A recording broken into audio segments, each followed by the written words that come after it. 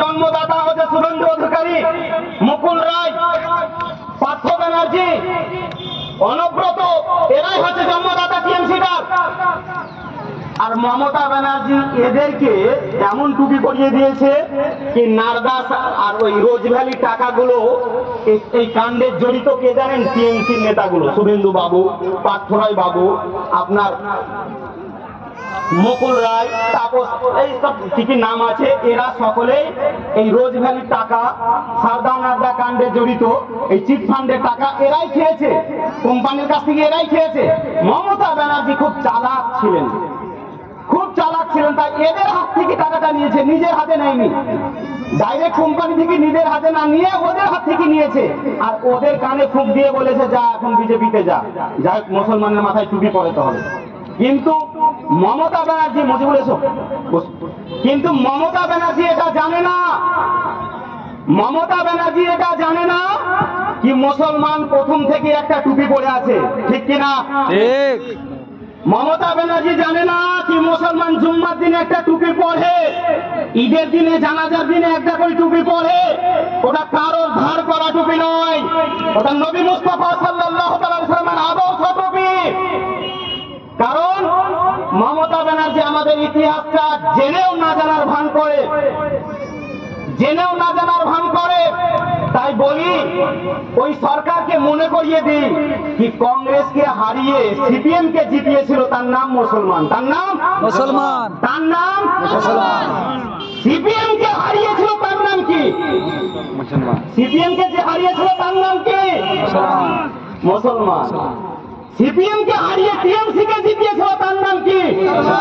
মুসলমান। টিএমসি কে হারাবে, মিন পার্টিকে জিতাবে, তার নামটা কি? মুসলমান। খুব আস্তে হয়ে গেল, জিতবে না? জিতবে, তার জিতবে। নাম কি?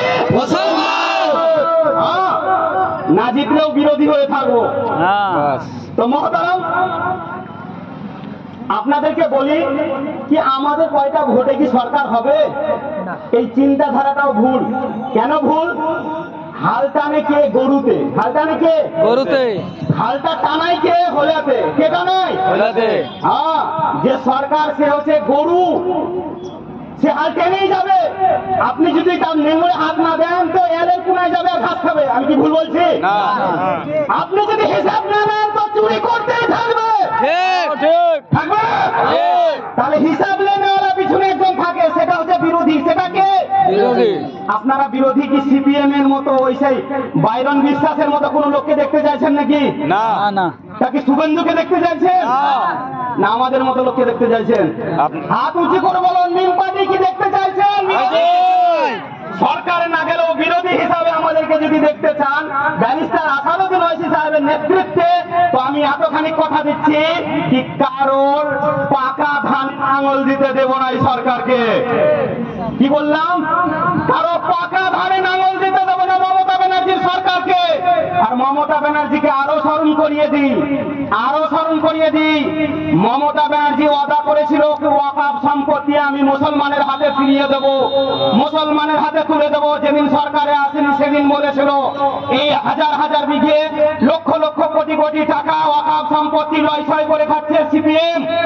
এদের হাত থেকে এই সম্পত্তি, এই টাকা, ব্যাংক ব্যালেন্স সব ফিরিয়ে মুসলমানের হাতে তুলে দেব, এই ওয়াদাটা মমতা ব্যানার্জি মুসলমানের সাথে করেছিল। তাই মুসলমান তাকে বিশ্বাস করে তাকে সরকারে বসিয়েছিল।